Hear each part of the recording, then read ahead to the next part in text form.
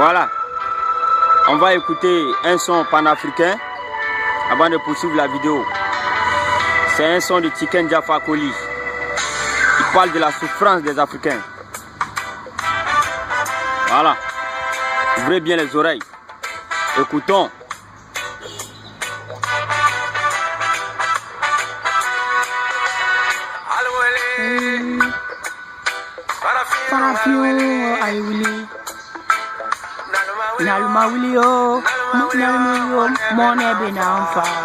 Il demande aux Africains de se réveiller. J'entends trop de blabla. Tout ce qu'il raconte. Ça, c'est les présidents africains, ça. Ils racontent du n'importe quoi. Donc, Tiken Jah nous demande d'ouvrir les yeux. Italia. Partout où il est passé, les esclaves sont les Africains. Ce qu'il explique en langue malinké, appelé aussi Bambara, c'est une langue qu'on parle au Mali. Au Burkina Faso, en Côte d'Ivoire aussi. Promesse blablabla. La trop de blablabla. Blablabla. Les promesses blabla, ça c'est les promesses, les fausses promesses des présidents africains. Rien n'est prévu pour les étudiants.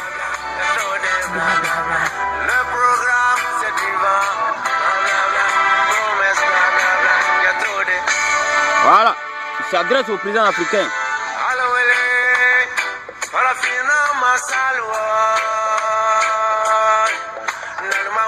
Il demande aux présidents africains de se réveiller pour mettre fin à la souffrance des peuples noirs. J'entends trop de blabla. Tout ce qu'ils racontent, tout ce qu'ils me disent. Voilà. Ils font des fausses promesses. Les peuples votent pour eux. Quand ils viennent au pouvoir, on ne voit rien, ils ne font rien pour eux. Ces mêmes peuples qui ont voté pour eux deviennent des esclaves à l'étranger. Et ils ne disent rien. Ils ne font rien pour les aider. C'est de ça qu'il s'agit. C'est un son panafricain. Ça la réalité.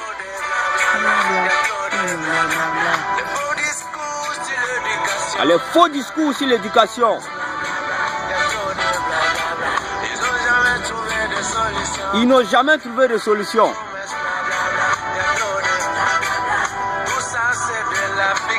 Voilà, c'est de la fiction ça. Les blagues tuées.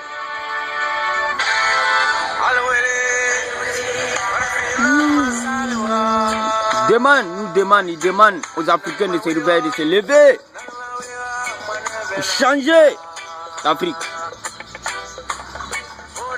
Trop de blabla. J'entends trop de blabla.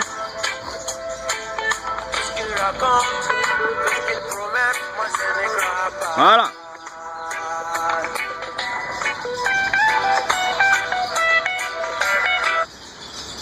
Voilà. Après le son, on va maintenant poursuivre la vidéo. Bonjour à tous, bonjour à tous les Africains. Un salut particulier aux panafricains. Bonjour aux journalistes de la télévision Afrique Média. Bonjour à Kémy Séba, mon aîné Kémy Séba, pour qui je dois beaucoup de respect.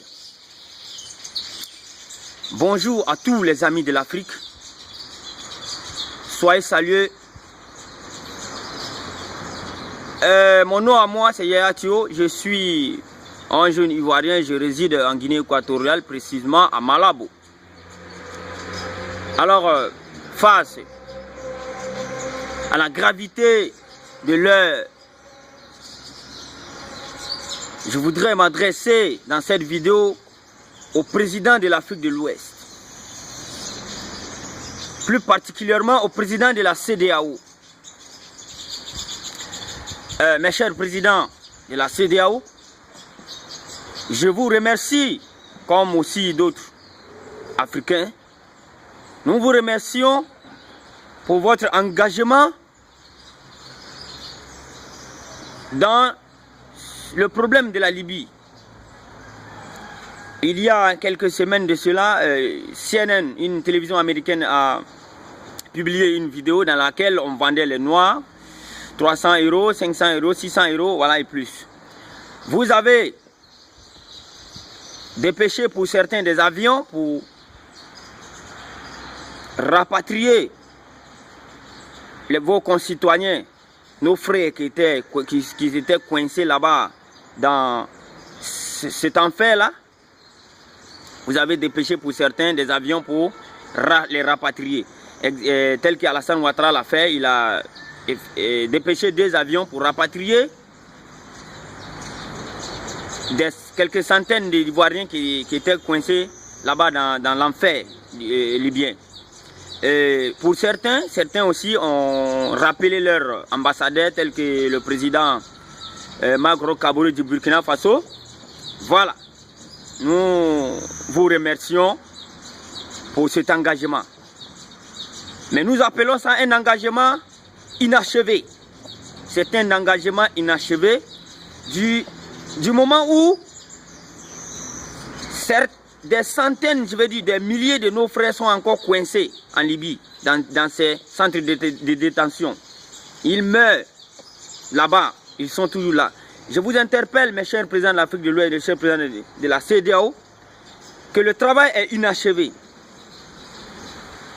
C'est pourquoi, la dernière fois à la réunion de l'Union africaine et de l'Union européenne, le francolate, si je peux l'appeler encore le francophile Alpha Condé de la Guinée-Conakry, a dit qu'il avait été informé par Emmanuel Macron, le président français, que le roi du Maroc, le roi Mohamed VI, allait envoyer des avions pour rapatrier les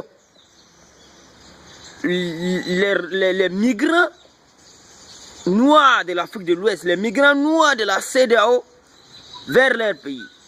Voilà la proposition du roi Mohamed VI à ces Africains-là, à ces présidents-là. Moi, je voulais vous poser une question, mes chers présidents d'Afrique de la CEDEAO, Afrique de l'Ouest. Ces peuples qui se trouvent aujourd'hui dans cette difficulté, dans l'enfer libyen aujourd'hui, est-ce qu'ils n'ont pas voté pour vous? Oui, la majorité ont voté pour vous, pour certains même au premier tour et au second tour. Voilà la réalité. Et quand vous prêtiez serment, qu'est-ce que vous avez dit? Vous avez juré de protéger ces peuples-là. Les voilà aujourd'hui en Libye. Les voilà aujourd'hui en Libye, en prison, en enfer. Et vous envoyez un avion, 2 avions pour les rapatrier et le travail est fini. Et c'est fini. Vous avez publié ça dans les télévisions, les journaux. Tout le monde a parlé de ça. Et pour vous, ce sont des actes qui vous honorent. C'est-à-dire, ce sont des actes positifs pour vous. Mais le travail est inachevé. Alassane Ouattara, vous n'avez pas honte. Monsieur Alassane Ouattara, vous n'avez même pas honte d'accepter une proposition du roi Mohamed VI d'envoyer les Ivoiriens qui se trouvent aujourd'hui dans cet enfer en Côte d'Ivoire. Et vous, votre travail, c'est quoi? Vous, votre travail, c'est quoi? Alpha Condé, qui est aujourd'hui président de l'Union africaine, vous n'avez même pas le niveau d'un président. Par accident, vous vous trouvez là, je pense. Votre travail, c'est quoi? Votre travail, c'est quoi? Ces gens qui se trouvent en Libye aujourd'hui n'ont-ils pas voté pour vous? Ibrahim Boubacar Keïta, votre travail c'est quoi? Vous, on a voté pour vous pour faire quoi? Vous avez prêté serment, qu'est-ce que vous avez dit? Que vous jurez de protéger ces peuples. Les voilà aujourd'hui en prison, les voilà aujourd'hui dans la souffrance. Et vous attendez que le Maroc les rapatrie vers le Mali. Vous n'avez pas honte, Ibrahim Boubacar Keïta. C'est difficile quand même, réfléchissons un peu. Marc Kabouré, vous aussi, dépêcher un avion pour chercher ceux-là pour venir les remettre à leur famille. Qu'est-ce que ça coûte pour un pays? Qu'est-ce que ça coûte? Un seul vol présidentiel pour aller passer les vacances ne coûte-t-il pas cher? Plus que 2 avions de ligne 2 avions commerciaux qui vont pour rapatrier ces concitoyens qui se trouvent dans l'affaire libyen. Quand vous partez passer vos vacances en France, vous n'allez jamais nous dire combien ça coûte un seul vol. Mais je suis sûr que ça coûte plus cher que deux vols commerciaux. De la Libye vers vos pays respectifs. Mes chers présidents de la CEDEAO, le travail est inachevé, nous vous attendons. Acceptez cette proposition du roi du Maroc. Moi, je ne suis pas d'accord. Je ne suis pas d'accord, c'est pour cette raison que je fais cette vidéo pour vous dire que je ne suis pas d'accord pour ça parce que ces peuples qui se trouvent aujourd'hui en danger ont tous voté pour vous. C'était votre travail, c'est vous qui devez faire ça, ce n'est pas le roi du Maroc. Toujours, vous êtes toujours là en train de dépendre des autres. C'est mauvais. Vous êtes là toujours en train d'attendre que les autres viennent vous aider. Vous aidez qui même? Vous là, vous aidez qui? Même votre propre peuple, vous ne pouvez pas les aider. Si c'est pour développer les pays, vous comptez sur la France pour venir développer vos propres pays. Si c'est encore pour aider vos peuples, vous comptez sur le Maroc pour venir aider vos peuples. C'est humiliant. Et quand les 7 août arrivent, les, je ne sais quoi, les 22, je ne sais quoi, septembre, c'est-à-dire les dates des indépendants arrivent, on voit les fanfares partout, indépendance de tel pays, indépendance de tel pays, indépendance. Est-ce que vous êtes indépendant? Vous n'êtes pas encore indépendant? Vous n'êtes pas indépendant. Et il y a quelque chose, je vous préviens, mes chers présidents. Vous voilà aujourd'hui en train d'accepter une proposition. Vous voilà en train d'accepter le Maroc au sein de la CEDEAO. Mais j'espère que vous avez bien expliqué à ces Marocains, à ces Arabes racistes, qui iront tous en enfer. J'espère que vous leur avez bien expliqué les statuts et règlements intérieurs de la CEDEAO. J'espère que vous leur avez bien expliqué. Il ne faudrait pas qu'un Ivoirien se trouve avec sa carte d'identité au Maroc, qu'il soit arrêté parce qu'il a une simple carte d'identité.